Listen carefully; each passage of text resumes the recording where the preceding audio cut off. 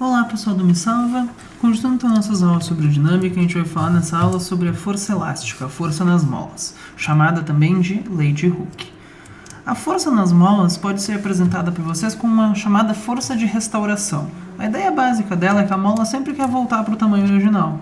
Por exemplo, se eu tenho uma mola aqui e eu estico essa mola, a mola vai fazer uma força no sentido de puxar a minha mão, querendo voltar para o tamanho original. Se eu comprimo essa mola, eu empurro ela faz uma força sempre contrária, querendo voltar para o tamanho original. Então, se eu puxo a mola, ela me puxa de volta, querendo voltar para o tamanho original.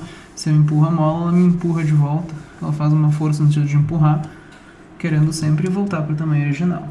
E o valor dessa força depende do quanto eu estico ou comprimo a mola. O valor da força é proporcional à deformação da mola. Matematicamente, isso é representado por essa formulinha aqui, que é a chamada lei de Hooke. A força na mola é igual a Kx. K, na verdade, é a constante elástica, a chamada constante elástica da mola. A unidade normalmente é newtons por metro. E ela me diz basicamente o quão dura é a mola. Quanto maior for o K da mola, cada mola tem o seu, isso quer dizer que é uma mola mais dura, uma mola mais difícil de esticar ou de comprimir. E X é a deformação da mola, é o quanto a mola aumenta ou diminui de tamanho. Por exemplo, se eu tenho uma mola de 12 centímetros e eu estico ela até ficar com 15, o X nesse caso é 3 centímetros. É sempre o quanto a mola aumenta ou diminui de tamanho. A força depende da deformação da mola. Então, a gente tem que saber dizer o que é. Para onde que é a força da mola, se é no sentido de puxar ou comprimir, é sempre querendo voltar, a mola quer sempre voltar para o tamanho original, e saber dizer o valor da mola, da força produzida pela mola, da força elástica, que é só usar essa formulinha. Então, vou fazer um exemplo aqui bem simples, tá? Vamos dizer que eu tenho um carrinho aqui preso numa mola, essa mola tem 10 centímetros de comprimento, e eu vou esticar ela até ela ficar com 15 centímetros de comprimento. Ou seja, eu vou esticar a mola 5 centímetros. Isso aqui, o quanto eu estiquei a mola, que é o meu X, a deformação da mola. O exercício me diz que o K da mola é 200 newtons por metro. Como é que eu acho a força? Só usar a formulinha. O módulo da força, né, é K vezes X. O K vale 200. E o X, gente, aqui tem que tomar cuidado, tá? Ele não é 5.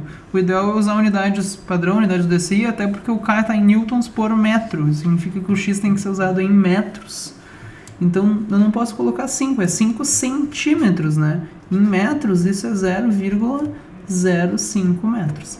Ah, como é que eu sei isso? Por passar, gente, de centímetro para metro, gente, centímetro, 100, é só dividir por 100, né? É 5 sobre 100. Por isso que eu sei que fica em fica 0,05. Então a gente só pode cortar os zeros aqui. 2 vezes 5, isso vai dar 10. Então a força nesse caso seria de 10 newtons. Eu vou esticar a mola, o bloquinho até aqui.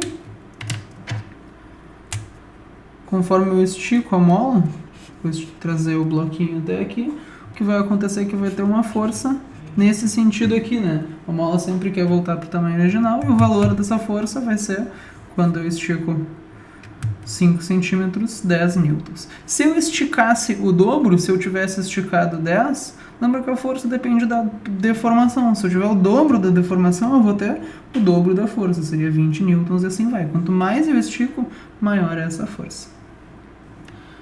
Muito obrigado pela atenção e até a próxima.